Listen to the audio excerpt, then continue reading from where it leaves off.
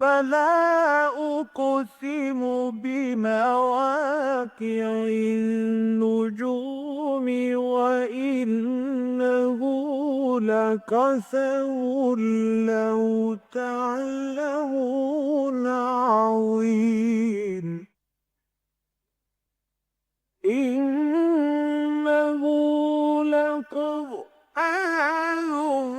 كريم في كتاب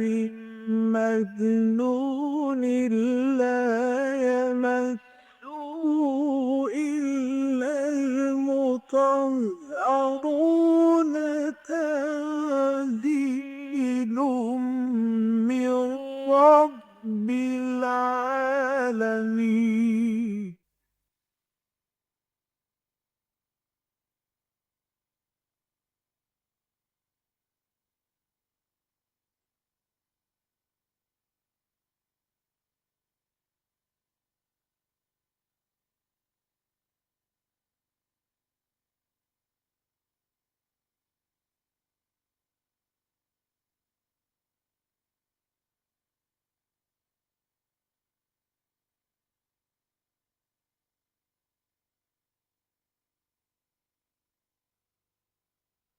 نحمده ونصلي على رسوله الكريم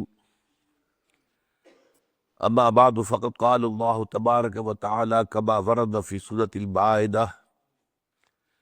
اعوذ بالله من الشيطان الرجيم بسم الله الرحمن الرحيم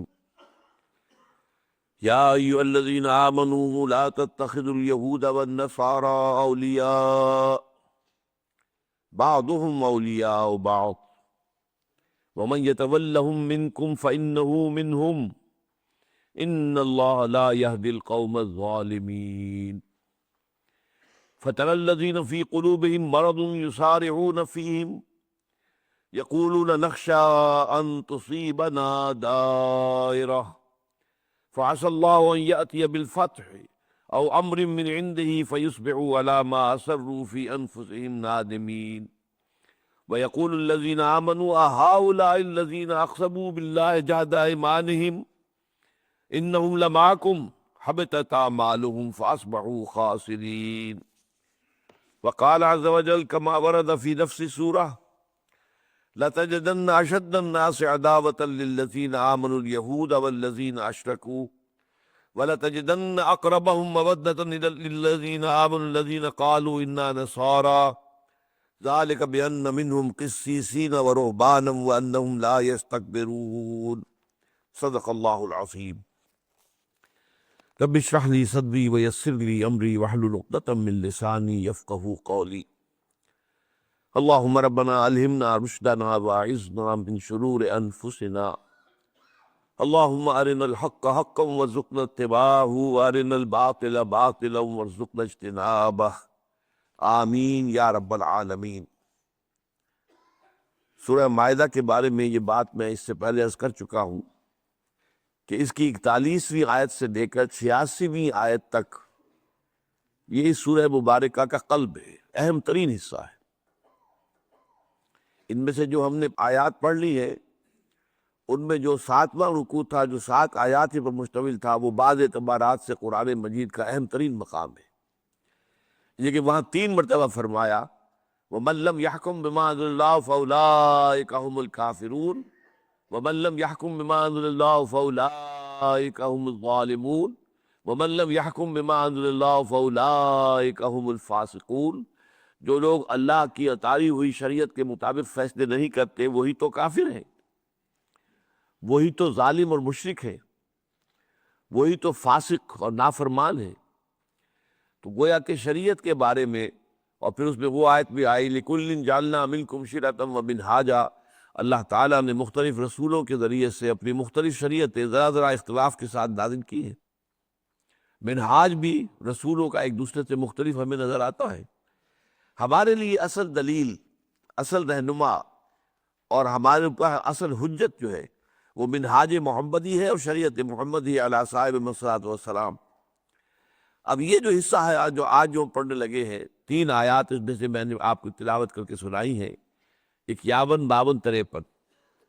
اور پھر چونکہ خاص مسئلے میں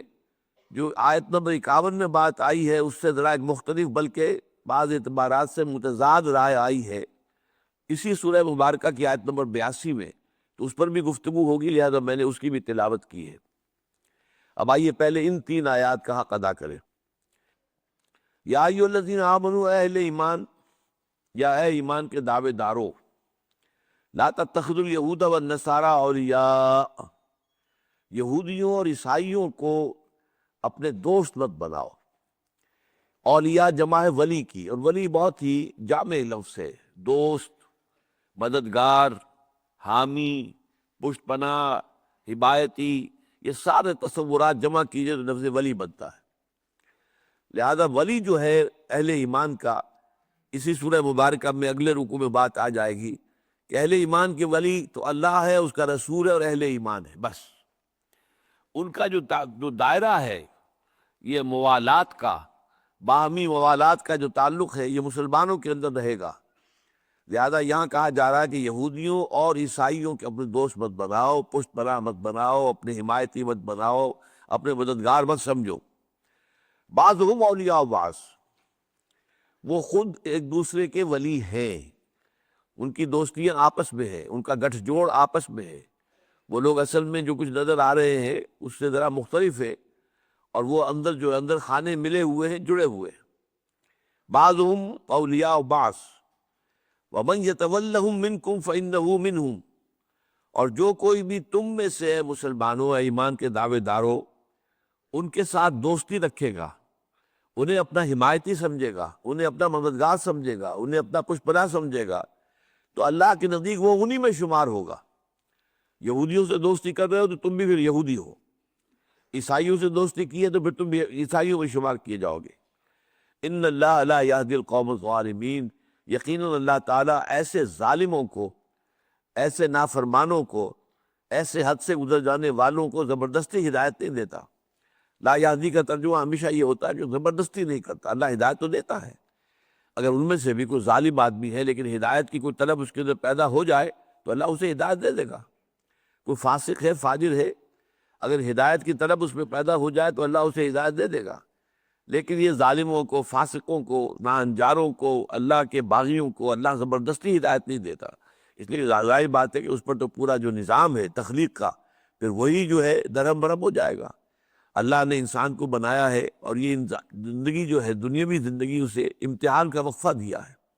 الدم ہستی سے تو ابھرا ہے مانند حباب، اس زیاں خانے میں تیرا امتحان ہے زندگی۔ اس امتحان میں ظاہر بات ہے کہ لازم ہے کہ ایک شخص کو اختیار ہو کہ جو راستہ وہ اختیار کرنا چاہے اس پر وہ چلے، تاکہ اسی کے مطابق اس کو جزا یا سزا ملے۔ اگر اللہ زبردستی ہدایت دے تو پھر تو وہ سوال جو جزا و سزا کا سارا فلسفہ ہے وہ باطل ہو جاتا ہے۔ اس لیے فرمایا ان اللہ لا یہدی القوم الظالمین۔ اب یہاں جو بات فرمائی گئی ہے کہ یہودیوں اور عیسائیوں کو اپنے دوست نہ بناؤ، تو اس میں اگرچہ خطاب تو ہو رہا ہے یا ایھا الذین آمنوا سے، اور میں نے بارہا عرض کیا ہے کہ قرآن مجید میں منافقوں کو کبھی بھی یا ایھا الذین نافقوا کہہ کے خطاب نہیں کیا گیا۔ وہ بھی چونکہ مسلمانوں ہی میں شامل تھے، ایمان کے دعوے دار تھے، ایمان کے مدعی تھے، مسلمانوں میں شامل تھے، حضور کی امامت میں نمازیں ادا کرتے تھے، مسجد نبوی میں آتے تھے، دعوے بھی کرتے تھے کہ ہم مسلمان ہیں۔ لہذا انہیں یا ایھا الذین نافقوا پورے قرآن میں ایک مرتبہ بھی نہیں کہا گیا۔ تو یہاں بھی در حقیقت جو روح سکوت منافقین کی طرف ہے، اور یہ ہم پڑھ آئے ہیں کہ بتا دیا گیا مسلمانوں کو کہ تمہارے اندر ایسے لوگ موجود ہیں کہ جو تمہارے دشمن ہیں، جو تمہارے پاس نہیں آتے، ان کے لیے جاسوسی کرنے کے لیے تمہارے پاس آتے ہیں، تمہاری محفلوں میں بیٹھتے ہیں تاکہ تمہاری خبریں جا کے انہیں پہنچائیں اپنے شیاطین کو۔ وَإِذَا خَلَوْا إِلَىٰ شَيَاطِينِهِمْ قَالُوا إِنَّا مَعَكُمْ إِنَّمَا نَحْنُ مُسْتَهْزِئُونَ۔ مسلمانوں میں گھلتے ملتے ہیں صرف دکھانے کے لیے، اصل میں وہ آتے ہیں شرارتوں کے لیے، کوئی مواد حاصل کرنے کے لیے۔ تو فرمایا کہ انہی کی طرف سے خطاب ہو رہا ہے کہ اے وہ لوگوں جو ایمان کے دعوے دار ہو، دیکھو اپنے رویے پر، اپنی روش پر نظر ثانی کر لو اور اس کی اصلاح کر لو اس سے پہلے کہ اللہ کی کوئی بڑی پکڑ آ جائے۔ یہودیوں کو اور عیسائیوں کو اپنا دوست، اپنا پشت پناہ، اپنا حمایتی، اپنا مددگار نہ سمجھو، نہ بناؤ۔ یہ لوگ آپس میں ان کا گٹھ جوڑ ہے، ان کی دوستی آپس میں ہے۔ اسی میں اصل میں آپ کو میں بعد میں بتاؤں گا کہ اسی اعتبار سے ذرا سی مختلف صورتحال ہے جسے کوئی شخص چاہے تو متضاد بھی کہہ سکتا ہے، جو آیت نمبر 82 میں آ رہی ہے۔ یہاں وہ اس کا ذکر میں پھر بعد میں کروں گا، اس کا پہلے ہم ان 3 آیات کا حق ادا کر لیں۔ وَمَن يَتَوَلَّهُم مِّنكُمْ فَإِنَّهُ مِنْهُمْ،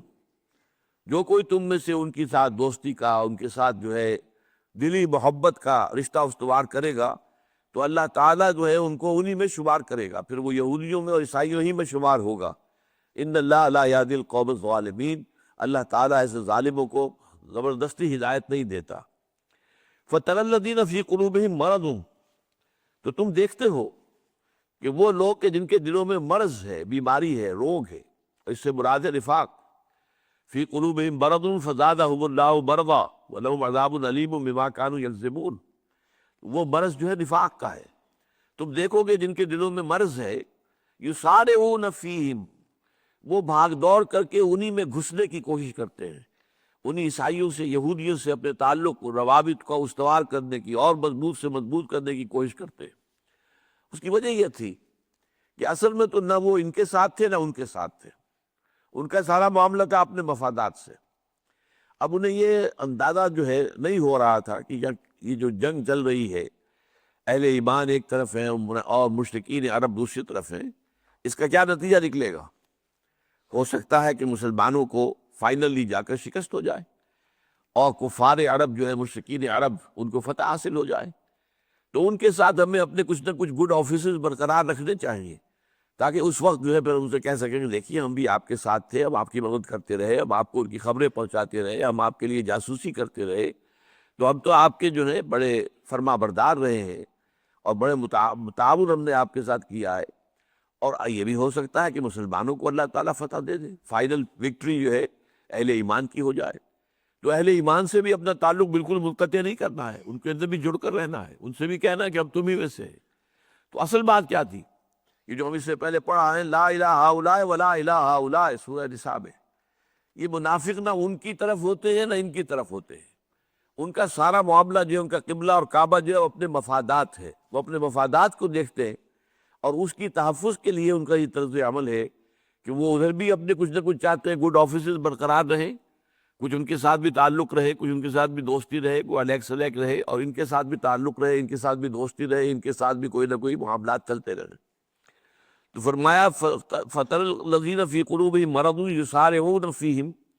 وہ بڑی کوششیں کر کے، مسارعت کہتے ہیں ایک دوسرے سے آگے نکل کر، کہ میں اس سے بھی بڑھ کر آپ کا فرما بردار ہوں، آپ کا جو ہے میں بہی خواہ ہوں۔ یسارعون فیہم یقولون نخشی ان تصیبنا دائرہ، اور اپنے اس طرز عمل کی جو وہ توجیہ کرتے تھے کہ ہم ایسا کیوں کر رہے ہیں، تو کہتے ہیں، اور یہ کہنا جو ہے یقولون، یہ ضروری نہیں کہ زبان سے کہتے ہوں، بلکہ یہ ان کے دل کے اندر ان کا خیال، اس کو قرآن مجید قول کے لفظ سے تعبیر کر رہا ہے۔ ان کا کہنا یہ ہے، یا یوں ان کا سمجھنا یہ ہے، نخشی ان تصیبنا دائرہ، ہمیں اندیشہ ہے کہ کہیں کوئی بہت بڑی مصیبت ہمارے اوپر نہ آ پڑے۔ دائرہ، کوئی شے کہ جو محیط ہو جائے، احاطہ کر لے، اور ہمارے اوپر مصیبت جو ہے ایسی آ جائے تو اس سے ہم بچاؤ اپنا کرنا چاہتے ہیں۔ اس بچاؤ کے لیے ہم ان سے ملتے ہیں، جلتے ہیں، ان سے گفتگو کرتے ہیں، ان سے محبت کی پینگیں بڑھاتے ہیں، تو ہمیں چونکہ اندیشہ ہے کہ کہیں ہمیں بہت بڑا نقصان اور بہت بڑا غضب نہ پہنچ جائے۔ اب یہ جو آیات ہیں، یہ ہمارے آج کل کے جو مسلمان حکمران ہیں ان پر 100% راست آتی ہے۔ اس دور کا منافق اور تھا، آج کا منافق اور ہے۔ وہ منافق جو تھے وہ جان بوجھ کر دھوکہ دیتے تھے مسلمانوں کو۔ یہ سب کے سب لوگ کیا ہیں؟ یہ کوئی دل سے جو ہے،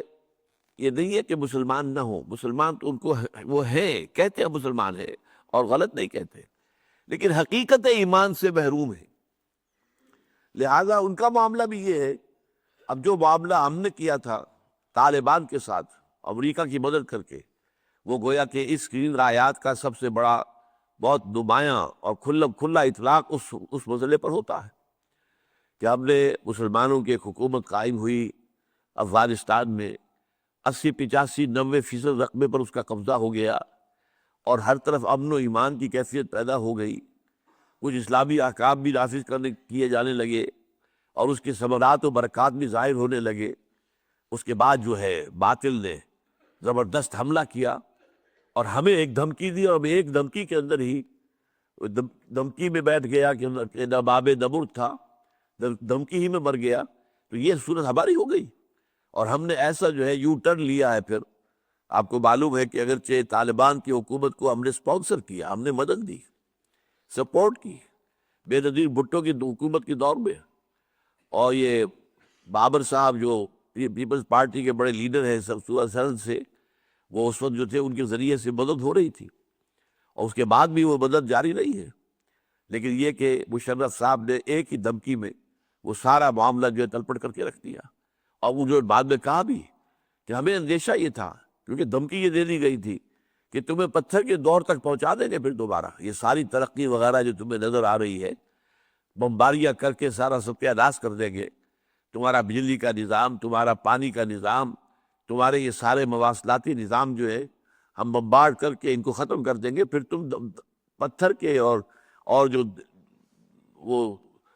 لوہے کا اور دھاتوں کے دور کا جو زمانہ تھا اس میں تمہیں پہنچا دیں گے۔ اس دھمکی سے ہم نے اپنا موقف تبدیل کیا، اور یہی معاملہ جو ہے باقی تمام مسلمان حکمرانوں کا اس وقت۔ یقولون نخشی ان تصیبنا دائرہ، ہمیں اندیشہ یہ ہے کہ کوئی بہت بڑی مصیبت نہ ہو جائے، ہم اگر طالبان کا ساتھ دیتے یا طالبان کے خلاف امریکہ کی مدد کرنے کو تیار نہ ہوتے تو ہمارا حشر بھی وہ وہی کر دیتا، بلکہ اس سے بھی زیادہ برا کر دیتا۔ اس حوالے سے ہم نے جو ہے اپنا پہلو بچایا ہے، اپنے آپ کو بچانے کے لیے ہم نے ان کے ساتھ یہ دوستی گاٹھی ہے، اور ان کے ایجنٹ بن کر ان سے بھی آگے بڑھ کر کام کرنے کی کوشش کی ہے۔ یہ ہے ان آیات کا جو اطلاق آج کے دور میں ہو رہا ہے، اور یہ میں بعد میں آپ کو بتاؤں گا کہ یہ آیات اصل میں ہیں ہی آج کے لیے۔ جس وقت یہ آیات نازل ہوئی ہیں اس وقت کی صورتحال کچھ مختلف تھی، جو آیت نمبر 82 میں سامنے آتی ہے۔ بہرحال دوبارہ ترجمہ کر لیجئے، یا ایھا الذین آمنوا لا تتخذوا اليہود والنصارى اولیاء، اے ایمان والو یا اے ایمان کے دعوے دارو۔ جیسا کہ میں نے کہا کہ روح سخور اصلاً جو ہے وہ منافقین کی طرف ہے، اس لیے میں یہ ترجمہ کر رہا ہوں کہ اے ایمان کے دعوے دارو، مت بناؤ یہودیوں کو اور نصرانیوں کو اپنے دوست، ان سے اپنی محبت کی پینگیں مت بڑھاؤ، ان سے اپنے راہ و رسم نہ بڑھاؤ۔ بعضهم اولیاء بعض، ان میں سے بعض جو ہیں دوسرے بعض کے ولی ہیں، آپس میں ایک دوسرے کے ولی ہیں، دوست ہیں، پشت پناہ ہیں، مددگار ہیں۔ یہاں پر ذرا ایک بات نوٹ کر لیجئے کہ قرآن مجید کے دوسرے مقامات سے معلوم ہوتا ہے کہ ان کے ساتھ عام حالات میں کوئی موالات کا معاملہ رکھنا، کوئی تعلقات رکھنا، تجارتی تعلقات ہے یا اور اسی طرح کے کوئی معاملات ہے، آپس کے کوئی معاہدے ہیں، یہ حرام نہیں ہے۔ حرام دو چیزیں ہیں، ایک تو یہ کہ مسلمانوں کے مفاد کے خلاف ان کے ساتھ دوستی کی جائے، یہ حرام مطلق ہو جائے گی، کیونکہ اس وقت جو معاملہ تھا اس وقت ایک کشمکش جاری تھی۔ ایک طرف قریش تھے اور مشرکین عرب تھے، دوسری طرف حضور صلی اللہ علیہ وسلم تھے اور صحابہ کرام تھے، تو یہ جو ہے ایک تصادم جاری تھا۔ اس تصادم کی حالت میں اگر کوئی اسلام کا دعوے دار اور مومن ہونے کا دعوے دار جو ہے یہودیوں اور نصرانیوں کے ساتھ تعلقات استوار کرتا تھا، تو یہ گویا کہ مسلمانوں کی پیٹھ میں خنجر بھونکنے کے مترادف تھا۔ تو اس حالت میں تو یہ قطعی طور پر حرام مطلق ہے۔ البتہ عام حالات میں یہ ہے کہ ان کے ساتھ تعلقات رکھنا، تجارت کی تعلقات، لین دین کے معاملات، یا کوئی اور بھی معاہدات ہو سکتے ہوں کوئی بین الاقوامی سطح پر، جن سے کسی مسلمان کو کوئی نقصان نہ پہنچ رہا ہو، اسلام کو کوئی نقصان نہ پہنچے، مسلمانوں کو کوئی نقصان نہ پہنچے، تو اس میں اجازت ہے۔ جیسا کہ ہمیں معلوم ہے کہ حضور صلی اللہ علیہ وسلم نے جو مدینے کے یہود کے 3 قبائل تھے ان کے ساتھ صلح کی، میثاق مدینہ، ان کے ساتھ ایک ایسا معاہدہ کیا کہ اگر مدینے پر باہر سے کوئی حملہ آور آئے گا تو ہم سب مل کر ایک گروپ کی حیثیت سے، ایک امت واحدہ کی حیثیت سے ہم ان کا دفاع کریں گے، ان کا مقابلہ کریں گے اور مدینے کا دفاع کریں گے۔ تو یہ بات ہے، ظاہر بات ہے کہ یہ ان کے ساتھ ایک معاہدے کی شکل تھی اور وہ غلط نہیں ہے، وہ اسلام کے مفاد کے لیے تھی، اہل ایمان کے مفاد کے لیے تھی، وہ کسی مسلمان طاقت کے خلاف نہیں تھی، اسلام کے یا ایمان کے خلاف نہیں تھی۔ اسی طرح ایک اور معاملہ جو ہے وہ بھی استثناءات کے اندر آ جائے گا، وہ یہ کہ اس مضمون کی ہم مضمون ایک آیت جو ہے وہ سورہ آل عمران میں ہے جو ہم پڑھ چکے ہیں،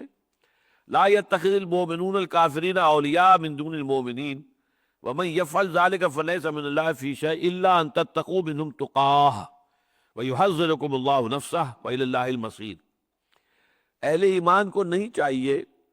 کہ وہ کافروں کو اپنے ولی بنائے۔ اب کافروں میں اہل کتاب بھی آ گئے اور مشرکین بھی آ گئے، لیکن جیسا کہ میں نے عرض کیا کہ مشرکین سے بھی حضور نے ایک معاہدہ کیا تھا۔ صلح حدیبیہ کیا تھی؟ مشرکین مکہ کے ساتھ ایک معاہدہ تھا، 10 سال تک نو وار پیکٹ، یہ 10 سال تک ہمارے مابین جو ہے وہ امن رہے گا، نہ ہم آپ پر حملہ آور ہوں گے نہ آپ ہم پر حملہ آور۔ یہ معاہدہ تھا جو کیا ہے مشرکین مکہ کے ساتھ حضور نے صلی اللہ علیہ وسلم، اور اس کی اتنی شان قرآن مجید میں بیان ہوئی کہ انا فتحنا لک فتحا مبینا، اے نبی ہم نے تو آپ کو ایک بڑی صاف اور صریح اور کھلی فتح عطا کر دی ہے۔ کہ قریش نے جب آپ کے ساتھ معاہدہ کیا تو گویا کہ انہوں نے یہ مان لیا کہ اب اے محمد آپ صلی اللہ علیہ وسلم اور آپ کے ساتھی they are a power to reckon with۔ اب انہیں گویا کہ تسلیم کر لیا گیا۔ معاہدے کا مطلب کیا ہے؟ دو فریق جب کسی معاہدے میں شریک ہوتے تو گویا کہ ایک دوسرے کو تسلیم کر کے معاہدہ کرتے۔ تو گویا کہ پہلی مرتبہ مشرکین مکہ نے حضور صلی اللہ علیہ وسلم اور اہل ایمان کو تسلیم کر لیا۔ یہ تسلیم کیا جانا آپ کو معلوم ہے کہ یہ کتنی بڑی اہمیت کی بات ہوتی ہے۔ ایک زمانہ میں تھا کہ کوئی مسلمان ملک کسی بھی حالت میں اسرائیل کو تسلیم کرنے کو تیار نہیں تھا۔ پہلا معاملہ اس میں جو ہوا وہ سادات نے کیا، مصر کے صدر نے، تو سب تمام عالم اسلام میں اس پر تھو تھو ہوئی اور اس کی بڑی تنقید اس پر کی گئی کہ اس نے غلط کام کیا ہے۔ پھر یہی کام جو ہے وہ اردن کے بادشاہ نے کیا۔ اب یہ ہے کہ ایک آفر موجود ہے، اب جو شاہ عبداللہ ہیں سعودی عرب کے، ان کی آفر موجود ہے کہ اگر اسرائیل سن 67 کی حدود کے اندر واپس چلا جائے، یعنی اسرائیل جو قائم ہوا تھا سن 48 میں، تو جو اس کی حدود اس وقت تھی، 1967 کی جنگ میں اس نے اپنی حدود بڑھا لی اور بہت سے وہ علاقے قبضہ لیے کہ جو دوسروں کے قبضے میں تھے۔ سینائی پینسولا وہ تو سادات نے معاہدہ کر کے اور اس قیمت پر کہ ہم تمہیں ریکگنائز کر رہے ہیں تو وہ واپس لے لیا۔ گولان ہائٹس ہیں جو شام سے اس نے فتح کیے تھے، جپٹ لیے تھے، اور پورا ویسٹ بینک جو ہے سب سے زیادہ گنجان آباد علاقہ جو ہے یہ اردن کے پاس تھا، لیکن اردن نے شکست کھائی اور یہ علاقہ جو ہے وہ اسرائیل کے قبضے میں آ گیا۔ تو اب شاہ عبداللہ کی طرف سے یہ آفر دی گئی تھی اور کسی عرب ملک نے اس کے خلاف بات نہیں کی ہے کہ اگر اسرائیل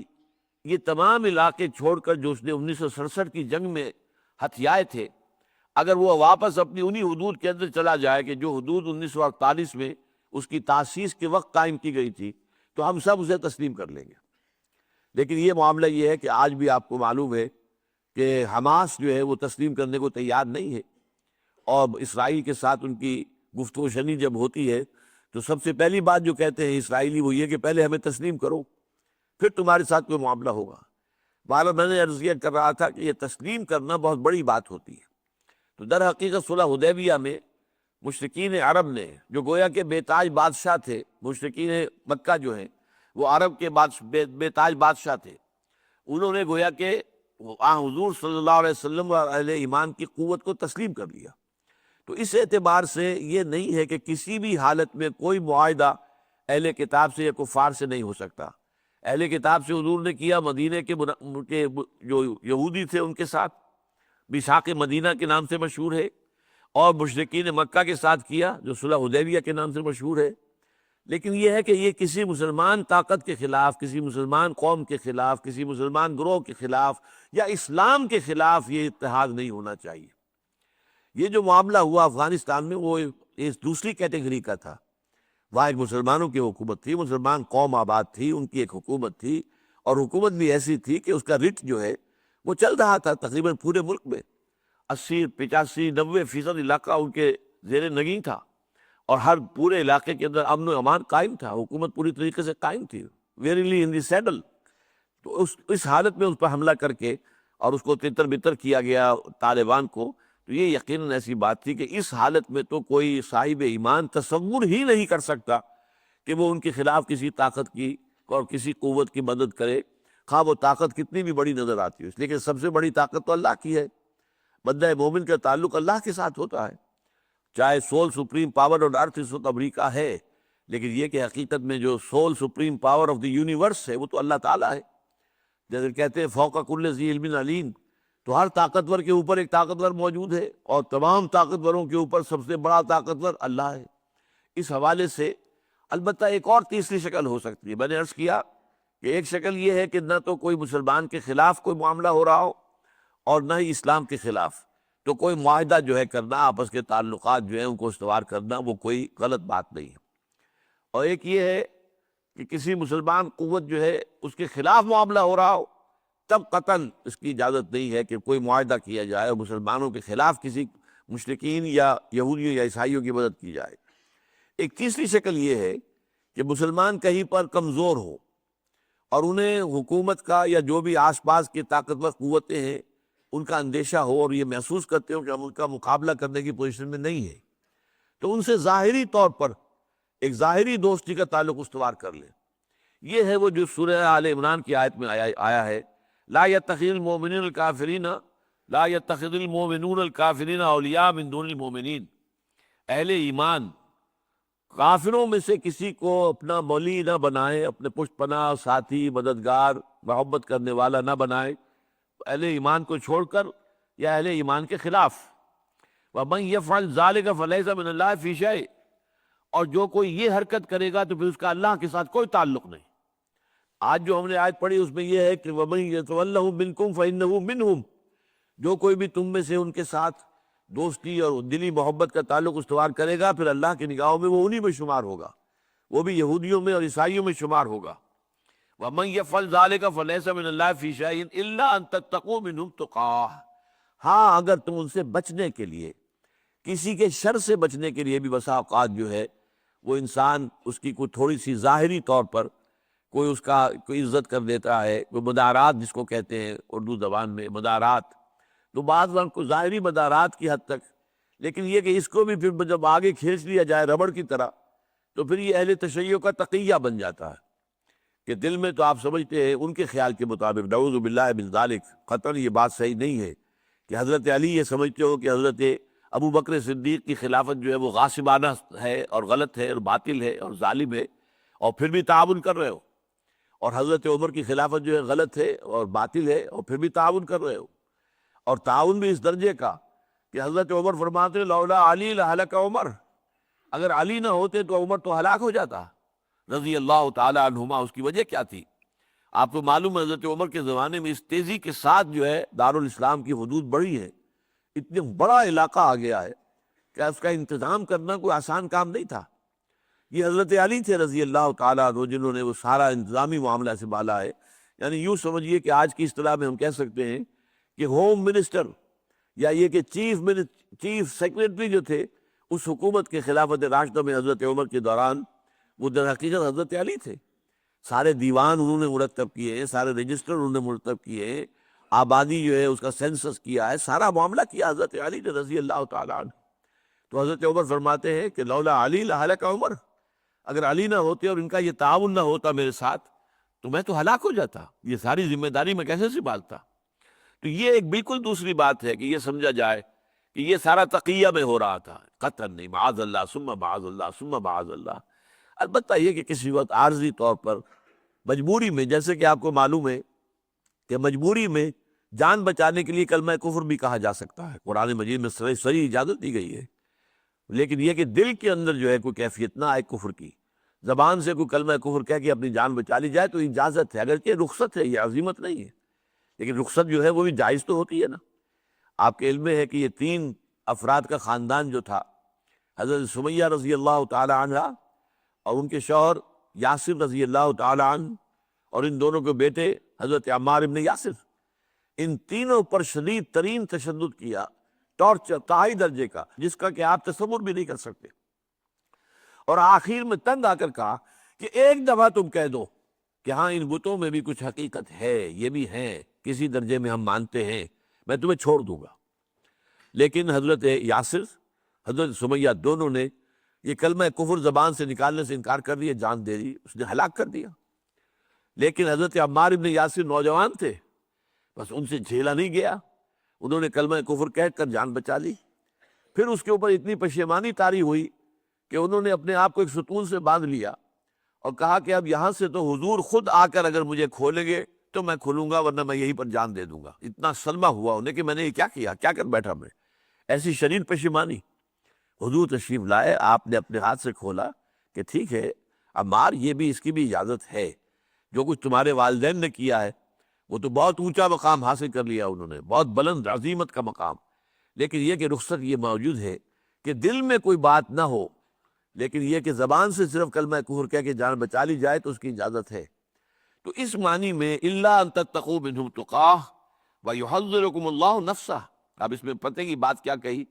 اللہ تمہیں اپنے آپ سے ڈراتا ہے، اللہ سے ڈرو، کسی اور سے نہ ڈرو۔ یہ کتنی طاقتور نظر آ رہے ہوں، ظاہر بات ہے کہ اللہ تعالیٰ ان سے زیادہ طاقتور ہے، اس کے ساتھ جڑے رہو، اس کے ساتھ اپنے تعلق کو قائم رکھو۔ وَإِلَى اللَّهِ الْمَصِيرُ، بالآخر تو اللہ ہی کی طرف تمہیں لوٹ کر جانا ہے۔ اب پھر آ جائیے انہی 3 آیات کی طرف جو آج ہمارے عزیز درس ہیں۔ یا ایھا الذین آمنوا لا تتخذوا اليہود والنصارى اولیاء بعضهم اولیاء بعض، اے ایمان کے دعوے دارو، یہودیوں اور عیسائیوں کو اپنے دوست مت بناؤ، وہ خود ایک دوسرے کے دوست ہیں، اور جو کوئی بھی دوستی کرے گا ان سے، تعلقات استوار کرے گا ان سے،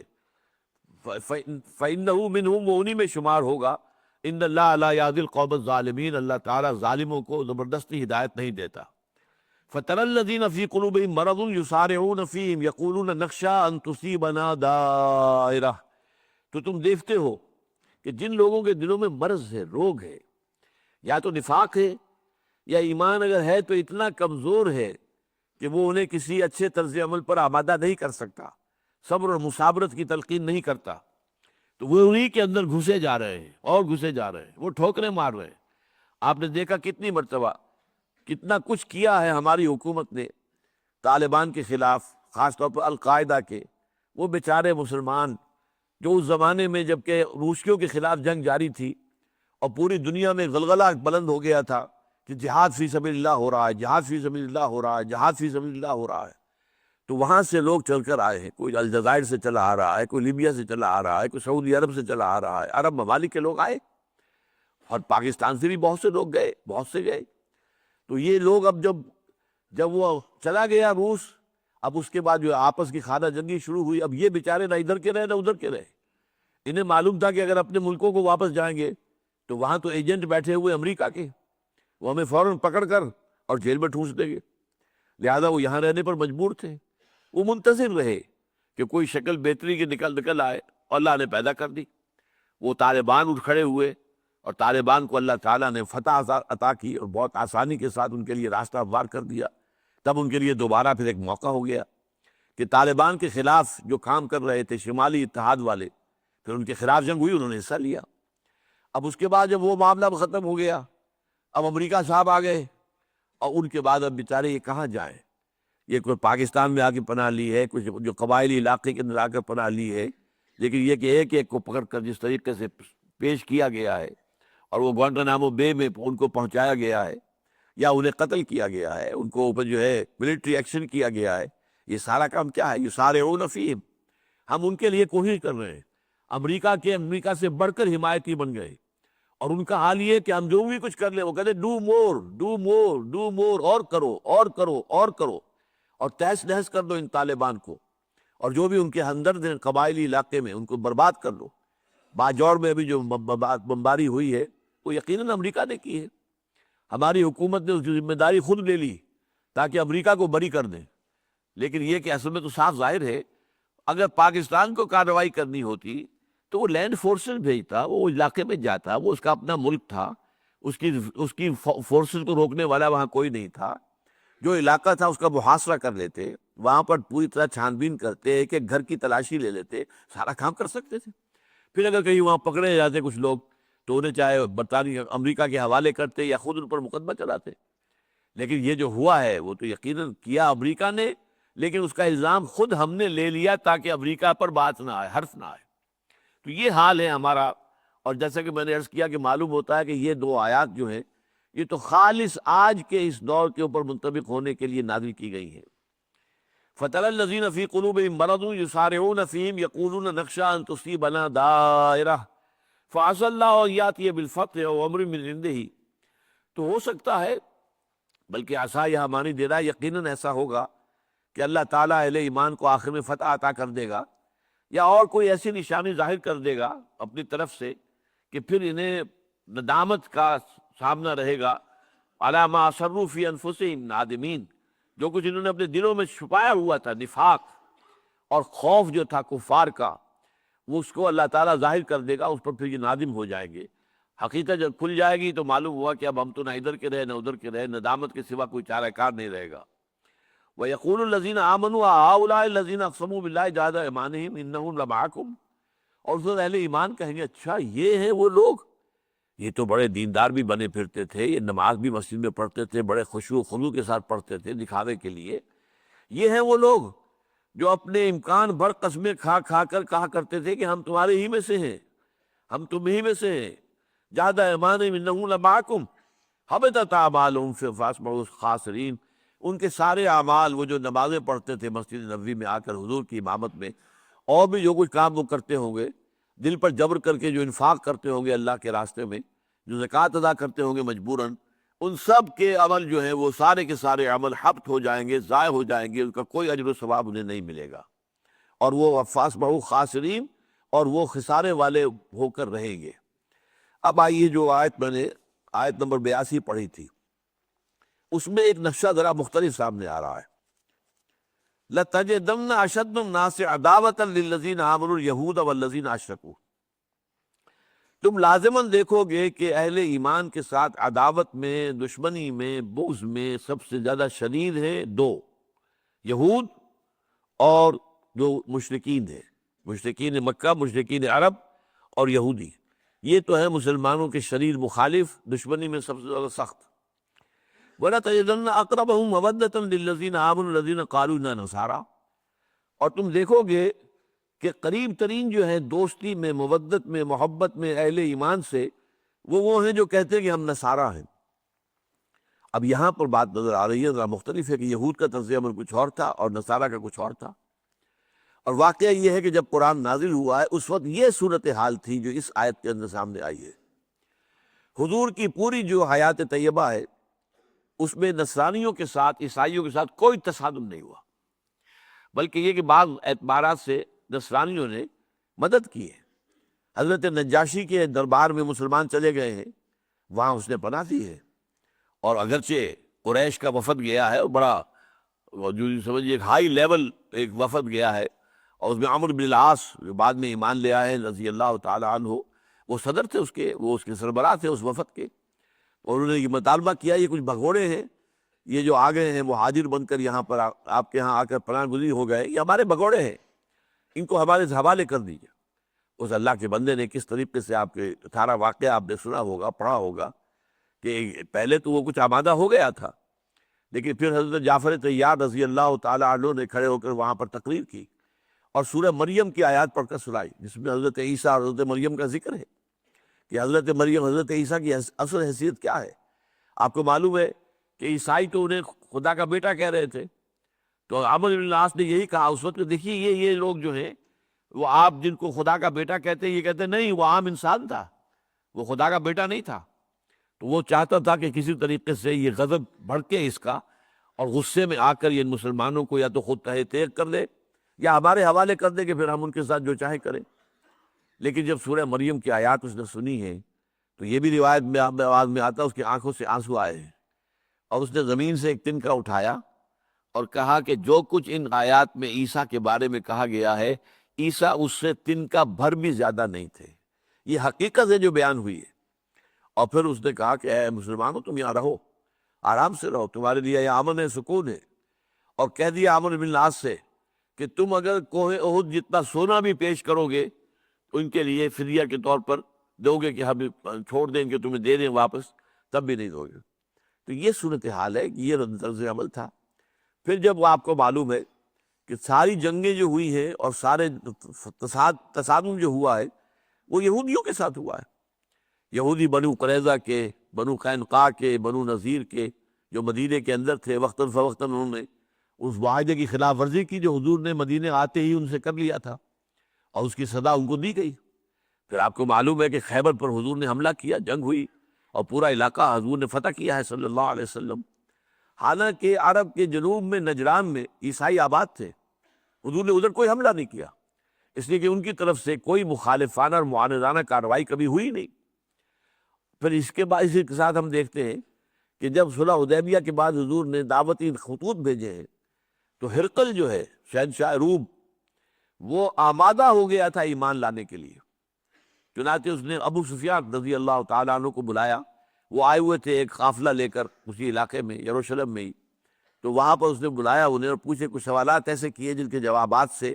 یہ بات ظاہر ہو رہی تھی خود بخود کہ واقعی یہ اللہ کے رسول ہیں۔ اس وقت تک ابو سفیان ایمان نہیں لائے تھے۔ وہ یہ کہتے ہیں، روایت کرنے والے بھی خود ہے،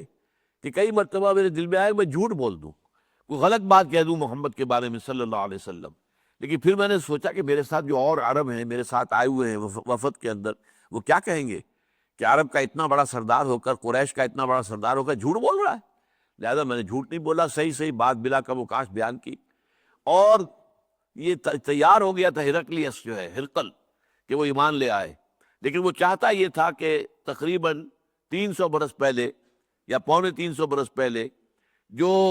شہنشاہ عیسائی ہو گیا تھا کانسٹنٹائن قسطنطین، اور اس کے ساتھ اس کی ساری مملکت پوری رومن امپائر عیسائی ہو گئی تھی، اسی طرح میں بھی مسلمان ہو جاؤں اور پوری میری سلطنت بھی مسلمان ہو جائے، تاکہ میرا مقام اپنی جگہ پر برقرار رہے، میری حیثیت جو ہے شہنشاہ ہونے کے اعتبار سے وہ قائم رہے۔ بس یہ، لیکن اس نے دیکھا کہ اس کے درباری جو ہیں اس کے جو ہے اس میں اس کے ساتھ ہمراہ نہیں محسوس ہو رہے، بلکہ ان کے غصے سے ان کے سانسوں کی جو تیز آواز آ رہی تھی، تو پھر وہ رہ گیا، محروم رہ گیا، لیکن اس نے کوئی کارروائی نہیں کی حضور کے خلاف صلی اللہ علیہ وسلم۔ بلکہ غزوہ تبوک کے موقع پر حضور جب گئے ہیں تو حالانکہ وہ فوج لے کر پڑا ہوا تھا، زیادہ فاصلے پر نہیں تھا تبوک سے یروشلم، لیکن وہ حضور کے مقابلے میں نہیں آیا۔ اس کے بعد لاکھوں کی فوج تھی، لیکن اسے معلوم تھا یہ کہ یہ اللہ کے نبی ہے، یہ تو ظاہر بات ہے کہ ان سے تو کوئی فتح ہوئے حاصل نہیں کر سکتا، اللہ تعالیٰ کی مدد ان کے ساتھ ہے۔ اسی طرح حضور نے جو خط لکھا تھا نجاشی کو، وہ نجاشی تو فوت ہو چکے تھے جنہوں نے مسلمانوں کو پناہ دی تھی، اب ان کے بعد جو بھی ان کا جانشین تھا وہ مسلمان نہیں تھا، لیکن وہ خط جو گیا ہے اس کی عزت کی ہے، اس نے اکرام کیا ہے، اور کوئی مخالفانہ کارروائی نہیں کی ہے، کوئی توہین آمیز رویہ اختیار نہیں کیا، جیسے کہ شہنشاہ ایران نے کیا تھا کہ حضور کا نامہ مبارک چاک کر دیا، اور حضور نے اس پر فرمایا تھا کہ اس نے میرا نامہ جو ہے میرا خط نہیں چاک کیا، اپنی سلطنت چاک کر دی، ٹکڑے کر دیے اپنی سلطنت کے، جو کہ فی الواقع بعد میں ہو گئی۔ اس طرح مصر کا جو حکمران تھا مقوقس پیٹریارک آف الیگزینڈریا، اس کے بعد جب خط گیا حضور کا تو اس نے عزت کی، اکرام کیا، جو بھی آپ کے سفیر آئے تھے ان کا، پھر آپ کو تحفے بھیجے، گھوڑا ایک بہت عمدہ دلدل جو ہے وہ اصل میں اسی کا بھیجا ہوا تھا، اور دو جو ہے کنیزیں، بلکہ کنیزیں کیا، وہ شاہی خاندان کی لڑکیاں تھیں، حضرت ماریہ قبطیہ، جن سے کہ پھر حضور صلی اللہ علیہ وسلم نے جنہیں اپنے حرم میں رکھا، اور ان سے ایک بیٹے بھی ہوئے حضرت ابراہیم علیہ السلام۔ حضور نے فرمایا کہ اگر ابراہیم زندہ رہتے تو نبی ہوتے، اسی لیے میں نے علیہ السلام کہا ان کے لیے، لیکن وہ بالکل شیر خاری کی حالت ہی کہ فوت ہو گئے۔ بہرحال عیسائیوں کا طرز عمل بہت مختلف رہا حضور کے ساتھ یہودیوں کے مقابلے میں، یہ صورتحال تھی، اور یہودیوں کے اور عیسائیوں کے درمیان کوئی دوستی اور محبت کا باہمی تعلق سرے سے نہیں تھا اس وقت۔ اس میں میں چاہتا ہوں کہ آپ یہ تین ادوار اچھی طرح سمجھ لیں۔ یہودیوں کے عیسائیوں کے مابین پہلا دور وہ ہے جبکہ یہودی طاقتور تھے، اور حضرت عیسیٰ ان کے حواری صرف 12 تھے، یا چند کچھ اور لوگ اور ہوں گے ماننے والے، کمزور تھے، ان کی حیثیت نہیں تھی، تو انہیں ستایا جاتا تھا، انہیں مارا جاتا تھا، ان کو ریڈیکیول کیا جاتا تھا، ان کو پرسیکیوٹ کیا جاتا تھا۔ یہ پہلا دور تھا، یہ جاری رہا، یہاں تک کہ پھر سینٹ پال کی کوشش سے رومی جو ہے مسلمان ہونے شروع ہو گئے، رومنز، اور یہ بات جو ہے اپنے پائے تکمیل کو پہنچ گئی سن 300 عیسوی کے لگ بھگ، کہ Constantine emperor of Roman empire وہ عیسائی ہو گیا، حضرت عیسیٰ پر ایمان لے آیا۔ اب اس کے بعد صورتحال بدل گئی، اب عیسائیوں کے ہاتھ میں طاقت آ گئی، قوت آ گئی، اب حکومت ان کی تھی، اب انہوں نے یہودیوں کو ستانا شروع کیا، مارنا شروع کیا، ان کی انتہائی بے عزتی کرتے تھے پورے یورپ کے اندر، کیونکہ سن 70 عیسوی کے بعد سے یروشلم اور فلسطین کے علاقے سے یہودیوں کو نکال کر باہر کر دیا گیا تھا، جسے وہ ڈائسپورا کہتے ہیں، تو وہ کہیں یورپ میں چلے گئے تھے، مختلف ممالک میں، شمالی افریقہ کے ممالک میں، ایشیا کے ممالک میں، یہ ان کا انتشار کا دور ہے۔ تو جہاں کہیں بھی عیسائی ہوتے تھے وہ ان کے لیے ان کو تحقیر کرتے تھے، ان کی استحقار کے ساتھ پیش آتے تھے، ان کے اوپر ظلم کرتے تھے، تعدی کرتے تھے۔ انہیں شہروں کے اندر آنے کی بھی اجازت ہوتی تھی، جیسے کرفیو ہوتا ہے، 2 گھنٹے کا کرفیو کھل گیا ہے تو ایسے 2 گھنٹے آ سکتے ہو شہر کے اندر، ورنہ باہر گیٹوز میں وہ رہتے تھے، نفرت شدید کرتے تھے عیسائی ان سے۔ یہ دوسرا دور تھا۔ تو اسی دور میں ایک اور خاص واقعہ بھی پیش آیا ہے، وہ میں پھر آپ کو بتاؤں گا۔ یہ جو اصحاب الاخدود کا واقعہ سورہ بروج میں آیا ہے، اس میں یہودی ایک بادشاہ تھا در حقیقت، جو کہ جس کی حکومت قائم ہو گئی تھی یمن میں۔ اس یہودی شخص نے، ذو نواس اس کا نام تھا، اس نے نجران کے عیسائیوں پر شدید حملہ کیا اور مجبور کیا کہ وہ یہودیت اختیار کریں اور عیسائیت سے تائب ہو جائیں۔ اس وقت تک عیسائیت جو ہے وہ صحیح عیسائیت تھی، یعنی حضرت عیسیٰ علیہ السلام کے صحیح پیروکار جو تھے، شمعون، سائمن اس کو کہتے ہیں انگریزی میں، سائمن، ان کے حواریین میں سے شمعون جو تھے وہ حق پر رہے ہیں، صحیح راستے پر رہے ہیں، تثلیث وغیرہ کا معاملہ نہیں انہوں نے کیا، توحید پر برقرار رہے، اور حضرت عیسیٰ کو اللہ کا بیٹا نہیں مانا معاذ اللہ، بلکہ اللہ کا رسول، اللہ کا بندہ مانا۔ تو اس حوالے سے جو شمعون کے یا سائمن کے جو پیروکار تھے وہ نصارہ تھے، وہ اپنے آپ کو عیسائی نہیں کہتے تھے۔ یہ سینٹ پال کے جو متبعین تھے انہوں نے اپنے لیے کرسچنز کا لفظ استعمال کیا، شروع کیا ہے، ورنہ اس سے پہلے وہ نصارہ کہلاتے تھے۔ لیکن یہ کہ ان لوگوں نے پھر کرسچین اور کرسچینٹی، جس کے بارے میں ڈاکٹر مائیکل ہارٹ نے بہت صحیح بات کہی ہے کہ یہ present Christianity is not Christianity really, it is Paulism. یہ تو سینٹ پال کا مذہب ہے، اس نے ایجاد کیا ہے، اس کی بنائے ہوئے عقائد ہے، اس کا بنایا ہوا نظام ہے جس پر کہ یہ موجودہ عیسائیت قائم ہے۔ بہرحال تو وہ جو تھے شمعون کے پیروکار تھے، وہ نجران کے اندر جو عیسائی تھے، تو ان کو مجبور کیا کہ وہ واپس آئیں پھریں اور یہودی ہو جائیں۔ انہوں نے انکار کیا تو بڑے بڑی کھائیاں کھودی گئیں، ان کھائیوں کو آگ سے بھرا گیا اور ان میں جو ہے ان کو زندہ جلایا گیا، پھینکا گیا، آگ کے اندر جلایا گیا۔ یہ واقعہ جو ہے وَالسَّمَاءِ ذَاتِ الْبُرُوجِ وَالْيَوْمِ الْمَوْعُودِ وَشَاهِدٍ وَمَشْهُودٍ قُتِلَ أَصْحَابُ الْأُخْدُودِ النَّارِ ذَاتِ الْوَقُودِ إِذْ هُمْ عَلَيْهَا قُعُودٌ وَهُمْ عَلَىٰ مَا يَفْعَلُونَ بِالْمُؤْمِنِينَ شُهُودٌ۔ یہ واقعہ جو پیش قرآن مجید میں تفصیل سے آیا ہے سورہ مروج کے اندر، یہ کیا تھا؟ یہ عیسائیوں اور یہودیوں کی آپس کی دشمنی۔ تو گویا کہ اس پورے عرصے میں ان میں دوستی کبھی نہیں رہی، دشمنی رہی ہے۔ ایک عرصہ وہ تھا کہ یہودیوں کا غلبہ تھا اور عیسائیوں کو مارتے تھے، پھر ایک طویل عرصہ وہ آیا ہے کہ اب عیسائیوں کو غلبہ ہو گیا اور انہوں نے یہودیوں کو ستایا اور مارا۔ لیکن اس کے بعد اب تیسرا ٹرن جو آیا ہے اس میں، وہ آج سے کوئی 200-250 برس قبل، جب رینیسنس ہوا ہے یورپ میں، جسے کہتے ہیں احیاء العلوم بھی، اور تحریک اصلاح مذہب۔ تحریک اصلاح مذہب کے نتیجے میں کیا ہوا؟ کرسچینٹی 2 حصوں میں تقسیم ہو گئی، پروٹیسٹنٹس اور کیتھولکس۔ ایک تیسرا بھی ہے جس کو آرتھوڈاکس کہتے ہیں، لیکن وہ بہت ہی معمولی تعداد کے اندر ہے، ایسٹرن آرتھوڈاکس۔ اصل میں جو ہے سب سے زیادہ بڑی تعداد میں آج بھی رومن کیتھولکس ہیں اور اس کے بعد پروٹیسٹنٹس ہیں، اور امریکہ اور برطانیہ یہ خالص پروٹیسٹنٹ ممالک ہیں۔ یہ پروٹیسٹنٹزم جو ہے، یہ مذہب جو ہے، یہ یہودیوں کا ایجاد کردہ ہے۔ انہوں نے ہی اصل میں پھاڑا ہے، عیسائیت کو 2 حصوں میں تقسیم کیا، کیتھولزم اور پروٹیسٹنٹزم، اور اب یہ لوگ جو ہیں ان کے اعلی کار بن گئے۔ اور اس کے بعد سے اب شکل یہ بن گئی ہے کہ اب یہودی گویا کہ عیسائیوں پر کنٹرول کرنے والی طاقت ہے۔ تعداد بہت کم ہے، پوری دنیا میں 1.25 کروڑ سے زیادہ نہیں ہے، 13 ملین یا 14 ملین سے زیادہ نہیں ہے، 1.40 کروڑ میکسیمم۔ لیکن یہ ہے کہ ان کا پاس جو سرمایہ ہے، ان کا جو بینکنگ کا نظام ہے، ان کے اندر جو آرگنائزیشن ہے، ان کے اندر جو سازشی کردار ہے، اور اس میں ان کے ذہن کی تباہی ہے۔ نتیجہ کیا نکلا ہے کہ انہوں نے سارا بینکنگ کے نظام کے ذریعے سے یہ پورے ویسٹ کو کنٹرول کر لیا۔ اب عیسائیت اس کے تابع ہو گئی۔ اب ان کے مقاصد پورا کرنے کے لیے عیسائی بحیثیت مجموعی بھی تیار ہیں، ان میں خاص طور پر پروٹیسٹنٹس تیار ہیں۔ پروٹیسٹنٹس کے اندر بھی خاص طور پر ایونجلسٹ جو ہیں وہ آگے سے آگے بڑھ کر سپورٹ کر رہے ہیں یہودیوں کو اور اسرائیل کو، اور ان میں سے بھی جو سب سے زیادہ ہے، وہ جن کے زہریلا جن کا مزاج ہے مسلمانوں کے اور عربوں کے خلاف، وہ نیو کونز کہلاتے ہیں، نیو کنزرویٹوز۔ اور یہ ساری جنگ عراق کی شروع اس لیے کی گئی تھی کہ گریٹر اسرائیل بنانا ہے،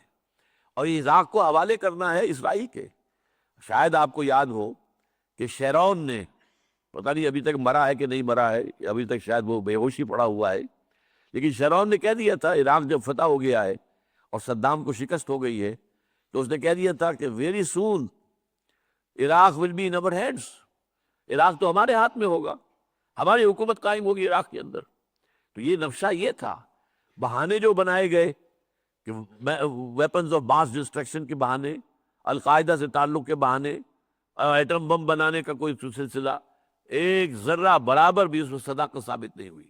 اور ڈھٹائی کا یہ عالم ہے کہ اس کے باوجود کھل کر جو ہے اپنی غلطی ماننے کو تیار نہیں ہے، لیکن اگر سے پھنس گئے بری طریقے سے، اس میں کوئی شک نہیں کہ اس میں جو بھی صورتحال ہے وہ ان کے لیے بہت پریشان کن ہے۔ لیکن اصل قدم یہ تھا، یہ دو پریشانیاں آئی ہیں یہودیوں کو۔ ایک عراق میں جو صورتحال ہو گئی، وہ اس امید میں تھے کہ عراق تو ہمارے پاس آ گیا، ہماری جھولی میں گر جائے گا، امریکہ اسے جو ہے فتح کر کے ہمارے حوالے کر دے گا کہ اب ڈیموکریسی تم سکھاؤ انہیں، تمہیں معلوم ہے ڈیموکریسی، انہیں تو معلوم ہی نہیں ہے، تو ڈیموکریسی کا سبق تم دو، ان کو ٹرین کرو۔ اور نمبر دو یہ کہ ان کا جو خیال ہوا تھا کہ حزب اللہ کو چند گھنٹوں کے اندر ختم کر کے رکھ دیں گے، جو لبنان کے اندر انہوں نے جو ریزسٹنس دکھائی ہے اور جس طرح کا مظاہرہ کیا ہے، تو یہ دو بڑے سیٹ بیکس ہیں جو پہنچے ہیں اسرائیل کو۔ اسی لیے ابھی ذرا وہ دبی ہوئی زبان میں باتیں کر رہا ہے، آفر بھی کر رہا ہے، حماس کو بھی آفر کر رہا ہے کہ تم اگر یہ باتیں مان لو تو ہم تمہیں تسلیم کر لیں گے اور تمہارا جو ہے تمہارے ساتھ تعلقات جو ہے بحال کروا لیں گے، اور پوری دنیا سے تمہاری امداد کا سلسلہ جو ہم نے منقطع کروایا ہے وہ اس کو دوبارہ بحال کروا دیں گے۔ تو یہ سارا معاملہ جو ہے، تو یہ اصل میں ان کے درمیان تین دور ہیں جو سامنے رہنے چاہیے۔ پہلا دور، یہودی طاقتور تھے، عیسائی کمزور تھے، تھوڑے تھے، انہیں ستاتے تھے یہودی، یہ پہلا دور تھا۔ دوستی بہرحال نہیں تھی، محبت نہیں تھی۔ دوسرا دور جس میں کہ عیسائیوں کو غلبہ حاصل ہو گیا، زبردست غلبہ حاصل ہو گیا، ان کی رومن امپائر جو ہے پوری عیسائیت کو اختیار کر لیا اس نے، لہذا اس وقت اب دور وہ آیا کہ عیسائیوں نے پھر گن گن کر بدلے لیے ہیں یہودیوں سے۔ اور آپ کو معلوم ہے کہ یہی عیسائی اور یہودی دشمنی کا ایک واقعہ ہے کہ جو سورہ بروج کے اندر میں نے ابھی آپ کے سامنے رکھا ہے، کہ سامنے آیا ہے کہ 20,000 کے قریب تعداد آتی ہے۔ اصل میں ان آیات کے بارے میں مختلف روایات ہیں، مولانا سید ابو العلا مودودی صاحب نے اپنی تفہیم میں وہ ساری روایات نقل کی ہے، پھر جو ایک بات سب سے زیادہ انہیں قوی نظر آئی ہے اس کو بیان کیا ہے، اس لیے کہ وہ جو کنٹمپریری ہسٹورینز تھے ان کے بیانات کے ساتھ بھی مطابقت اس رائے کی بنتی ہے کہ یہ اصل میں ایک یہودی حکمران تھا جس نے کہ نجران کے عیسائیوں پر حملہ کیا، ان کو فتح کیا، پھر انہیں مجبور کیا کہ وہ عیسائیت کو ترک کر دیں اور یہودیت اختیار کریں۔ ان کے انکار پر ہزاروں 20,000 کی تعداد آتی ہے کہ ان کو زندہ جلایا گیا۔ اور یہ واقعہ جو ہے حضور صلی اللہ علیہ وسلم کی ولادت سے کل سمجھیے کہ 20-25 برس پہلے ہوا ہے، 523 عیسوی میں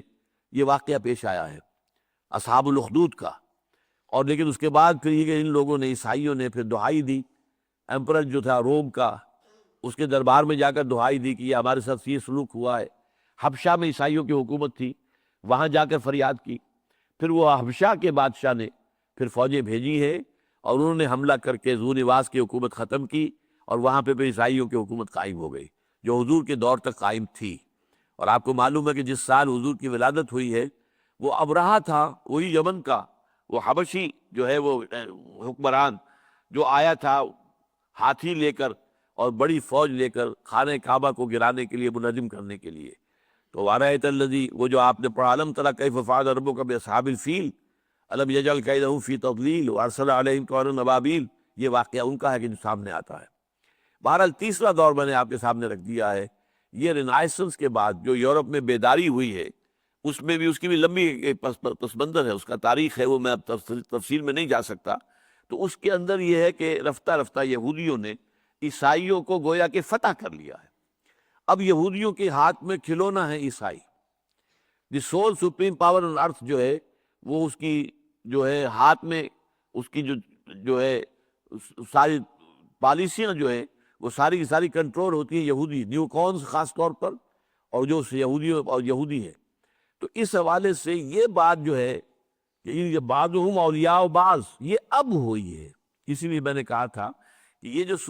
اس سورہ مائدہ کی آیات 51-52 ہے، اس کا صحیح ترین اطلاق آج ہوتا ہے۔ گویا کہ جس وقت قرآن نازل ہوا ہے اس وقت یہ پیشن گوئی کے درجے میں تھی کہ ایک وقت آئے گا کہ یہ بالکل ایک دوسرے کے ساتھ ہو جائیں گے، اور ایک دوسرے کے ساتھ ہینڈ ان گلو والی بات ہو جائے گی۔ بعض ہم اولیاء و بعض، یہ ایک دوسرے کے جو ہیں ساتھی بن جائیں گے، دوست بن جائیں گے۔ یہ ایک پیشن گوئی کی بات تھی جو کی جا رہی ہے، ورنہ قرآن مجید کے نزول کے وقت صورت وہ تھی جو آیت نمبر 82 میں آئی ہے، لَتَجِدَنَّ أَشَدَّ النَّاسِ عَدَاوَةً لِلَّذِينَ آمَنُوا الْيَهُودَ وَالَّذِينَ أَشْرَكُوا۔ تم دیکھو گے لازماً کہ اہل ایمان سے عداوت میں، دشمنی میں تو شدید ترین ہے کون؟ یہودی اور مشرکین۔ وَلَتَجِدَنَّ أَقْرَبَهُمْ مَوَدَّةً لِلَّذِينَ آمَنُوا الَّذِينَ قَالُوا إِنَّا نَصَارَىٰ۔ اور تم پاؤ گے اور دیکھو گے کہ اہل ایمان سے محبت میں قریب ترین وہ ہے جنہوں نے کہا کہ ہم نصاریٰ ہیں۔ اور یہ میں آپ کو بتا چکا ہوں کہ نصاریٰ اصل میں حضرت شمعون کے پیروکاروں کا نام ہے، وہ اپنے آپ کو نصاریٰ کہتے تھے، کرسچینز نہیں کہتے تھے۔ یہ پال کے جو پیروکار تھے انہوں نے اپنے لیے کرسچینز کا لقب اختیار کیا ہے۔ ذالک بان منہم قسیسین و رہبان، اور یہ اس لیے ہوا ہے کہ ان میں قسیسین بھی ہیں، عالم بھی ہیں، اور راہب بھی ہیں، درویش بھی ہیں۔ یہ سورہ حدید میں ہمارا جو منتخب نصاب کا آخری درس ہے، اس میں یہ بات سامنے آتی ہے، وَجَعَلْنَا فِي قُلُوبِ الَّذِينَ اتَّبَعُوهُ رَأْفَةً وَرَحْمَةً۔ حضرت عیسیٰ علیہ السلام کے پیروکاروں کے دلوں میں اللہ تعالیٰ نے رحمت، رافت، مودت، نرمی، شفقت یہ پیدا کر دی تھی، لیکن انہوں نے اس کو آگے بڑھا کر رہبانیت کی شکل اختیار کر دی۔ وَرَهْبَانِيَّةً ابْتَدَعُوهَا مَا كَتَبْنَاهَا عَلَيْهِمْ، اس کی ہم نے ان کے اوپر پابندی نہیں لگائی تھی، لیکن بہرحال ان کے اندر تھی۔ تو یہ شفقت اور محبت اور نرمی مزاج کی، یہ خاص طور پر قسیسین اور رہبان، ان کے جو درویش اور راہب ہوتے تھے، اور ان میں جو عالم ہے۔ اور آپ کو معلوم ہے کہ راہب، ان کے کیسے کیسے راہب موجود تھے حضور کی بعثت کے وقت۔ بحیرہ راہب وہ ہے جس نے حضور کو بچپن میں پہچان لیا تھا، جب ابو طالب اپنے ایک قافلے کے ساتھ، تجارتی قافلے کے ساتھ حضور کو لے گئے تھے شام، تو وہاں بحیرہ راہب نے دیکھا اور دیکھ کر کہا کہ یہ بچہ کون ہے؟ بتایا گیا کہ یہ مکے کے ایک سردار ہیں، اس کا بیٹا ہے، یتیم ہے۔ تو اس نے پھر کہا ابو طالب سے، اس بچے کی حفاظت کرنا، یہودی اس کے دشمن ہوں گے اور اس کو قتل کرنا چاہیں گے، پوری حفاظت کرنا۔ اس نے پہچان لیا تھا حضرت محمد صلی اللہ علیہ وسلم کو۔ تو اسی طریقے سے ایک اور راہب تھا جس نے کہ حضرت سلمان فارسی رضی اللہ تعالیٰ عنہ کو ہدایت کا راستہ دکھایا، اللہ نے اس کو ذریعہ بنا دیا، کیونکہ وہ تو فارس میں پیدا ہوئے تھے، ان کا باپ جو ہے وہ آتش کدے کا منتظم تھا، لیکن انہوں نے جب کہا کہ ہم آگ خود جلائیں اور اس آگ کے اندر ہم جو ہے خود لکڑیاں ڈالیں تو ایندھن ڈالیں تو وہ آگ جلے، ہم اسی کو پوجنا شروع کر دیں۔ لہذا وہ اپنے اس دین سے تائب ہو کر پھر جیسے حضرت ابراہیم کو نکلنا پڑا تھا اپنے باپ کے گھر سے، وہ بھی نکلے، انہیں ملک بھی چھوڑنا پڑا، وہ شام میں آئے اور یہاں انہوں نے عیسائیت اختیار کی۔ اور سمجھ لیجئے کہ حضور کی بعثت سے پہلے اسلام عیسائیت ہی تھا، اس لیے کہ جب تک حضور نہیں آئے حضرت عیسیٰ علیہ السلام کا دور نبوت جو جاری تھا۔ تو اس ایک راہب کے پاس رہے، پھر اس کے انتقال کا وقت آ گیا تو ایک دوسرے راہب کا اس نے پتہ بتا دیا، اس کے پاس رہے، پھر اس کے بعد جب اس کے بھی انتقال کا وقت آ گیا تو کہا انہوں نے کہ میں کہاں جاؤں گا آپ کے پاس، آپ مجھے بتائیں۔ تب اس نے کہا کہ میرا علم مجھے بتاتا ہے کہ جنوب کی طرف کھجوروں کی سرزمین میں آخری نبی کا ظہور ہونے والا ہے، تم جاؤ، ٹرائی یور لک، دیکھو، قسمت آزمائی کرو، شاید اللہ تمہیں ان کے قدموں میں پہنچا دے۔ اس ہدایت پر انہوں نے ایک قافلے میں شرکت اختیار کی جو مدینہ منورہ آ رہا تھا۔ اس پر جو ہے ڈاکہ پڑا، ڈاکوؤں نے پکڑ لیا، پکڑ کر انہیں غلام بنا کر فروخت کیا۔ تو لیکن ایک یہودی نے، جو مدینے کا یہودی تھا، اس نے خرید لیا، تو مدینے تو پہنچ گئے، لیکن پاؤں میں بیڑیاں پڑی ہوئی تھی غلامی کی، خود اپنی آزاد مرضی سے تو نہ کہیں جا سکتے نہ آ سکتے۔ لہذا سن تو رہے تھے کہ حضور، ایک شخص نے دعویٰ کیا ہے مکے کے اندر نبوت کا، تو اسے سمجھ میں تو بات آ رہی تھی کہ جو میرے راہب نے بتایا تھا شاید وہ بات پوری ہونے والی ہے اب۔ لیکن پھر جب حضور مدینے آ گئے تو اب کسی طریقے سے اجازت لے کر اپنے آقا سے، یہودی سے، اور کچھ کھجوریں لے کر وہ حضور کی خدمت میں حاضر ہوئے اور پیش کیا۔ حضور نے فرمایا کیا ہے؟ عرض کیا یہ صدقہ ہے؟ فرمایا نہیں، صدقہ میں نہیں لیتا، یہ غریبوں کا حق ہے، ان کو تقسیم کر دوں۔ پھر کچھ دنوں کے بعد یہ اصل میں علامت اس راہب نے بتائی تھی کہ وہ صدقہ قبول نہیں کریں گے، ہدیہ قبول کر لیں گے۔ کچھ دنوں کے بعد پھر اسی طرح کیا۔ پھر جب حضور نے پوچھا یہ کیا ہے، عرض کیا کہ یہ ہدیہ ہے۔ اچھا ٹھیک ہے، ہدیہ میں قبول کرتا ہوں، پر یہ مان لے آئے۔ تو اب میں بتا یہ رہا تھا کہ یہ راہب جو ہے حضور کے زمانے تک ابھی وہ صحیح العقیدہ نصارہ موجود تھے، بلکہ کہنا چاہیے کہ ان کا ایک طرح سے غلبہ تھا، ان کو جو ہے پوری قوت حاصل تھی۔ لہذا ان نے فرمایا قسیسین بھی ہے، رہبان بھی ہے۔ یہ یہودی جو ہے وہ اپنے علماء کو کہتے ہیں ربائس، ربائس، ربی، ربیون، یہ ان کے لیے الفاظ ہے۔ ربائس آج بھی بولتے ہیں، آج بھی یورپ کے اندر، امریکہ میں ربائس۔ اور جو ان کے جو درویش قسم کے لوگ ہوتے ہیں ان کے لیے ان کے ہاں الفاظ اور جو ہے مختلف ہیں۔ احبار، احبار علماء کے لیے ہے، ربائس جو ہے وہ خدا رسیدہ لوگوں کے لیے۔ عیسائیوں میں قسیسیس اور رہبان، راہب وہ ہیں درویش بنش جو ترک دنیا کر کے کہیں خانقاہوں میں بیٹھے ہوئے تھے، اور ان کے جو بڑے عالم تھے وہ قسیس تھے۔ وَأَنَّهُمْ لَا يَسْتَكْبِرُونَ، چونکہ ان کے دلوں میں اللہ تعالیٰ نے نرمی اور رقت اور شفقت پیدا کی ہوئی تھی، اور ان میں استکبار نہیں تھا، تکبر نہیں تھا، لہذا ان کا معاملہ یہ ہے کہ اس وقت حضور کے زمانے میں ان کا معاملہ یہ تھا کہ حضور کی مخالفت نہیں کی، بلکہ حتی الامکان جو دیکھنے میں آیا وہ یہ ہے کہ ان کی طرف سے اچھے طرز عمل کا مظاہرہ ہوا ہے۔ دو باتیں اور بھی نوٹ کر لیجئے۔ سورہ بقرہ میں فرمایا گیا ہے قالت الیہود لیست النصارى علی شیء وقالت النصارى لیست الیہود علی شیء وہم یتلون الکتاب۔ یہ یہودی کہتے ہیں کہ نصارہ کی کوئی حقیقت نہیں ہے، ان کی کوئی بنیاد ہی نہیں، جڑ ہی نہیں ہے، اور نصارہ یہ کہتے ہیں، نصرانی کہتے ہیں کہ یہودیوں کی کوئی اصل نہیں ہے، کوئی جڑ بنیاد نہیں ہے، حالانکہ وہ ایک ہی کتاب کے پڑھنے والے ہیں، تورات کو دونوں مانتے ہیں، لیکن اس کے باوجود ان کے درمیان اختلاف تھا، شدید اختلاف تھا، کوئی دوستی اور محبت کا تعلق نہیں تھا۔ اسی طریقے سے ان کا اگرچہ قبلہ جو ہے یروشلم تھا، وہ جو ہیکل سلیمانی یہ قبلہ تھا، لیکن اس میں بھی عیسائی جو ہیں وہ اس کے مشرقی کی طرف رخ کرتے تھے، اور یہودی مغرب کی طرف رخ کرتے تھے، اس لیے کہ حضرت مریم سلام علیہا نے جو اعتکاف کیا تھا وہ ہیکل کے مشرقی گوشے میں کیا تھا۔ تو یہ اختلاف ان کے درمیان شدید تھا، وہ ایک دوسرے کے دوست نہیں تھے۔ ہاں وہ معاملہ جو ہے جیسا کہ میں نے عرض کیا ہے کہ وہ آیا ہے اب، اس وقت آ کر ان کا معاملہ جو ہے وہ یہ ہو گیا ہے کہ یہ آپس میں ایک دوسرے کے ساتھی اور دوست ہیں۔ یا ایھا الذین آمنوا لا تتخذوا الیہود والنصارى اولیاء بعضهم اولیاء بعض، یہ گویا کہ میرے نزدیک ایک پیشین گوئی تھی جو اس دور میں آ کر خاص طور پر پوسٹ رینیسنس جو یورپ ہے اس کے جو حالات جو ڈیولپ ہوئے ہیں، اور وہاں جو پروٹیسٹنٹزم پیدا ہوا ہے اور وہ اعلی کار بن گیا یہودیوں کا، اور ہوتے ہوتے پوری عیسائیت آج یہودیوں کی اعلی کار بن گئی ہے، یہ اس کیفیت کی طرف اشارہ ہے۔ اقول قولی ھذا واستغفر اللہ لی ولکم ولسائر المسلمین والمسلمات۔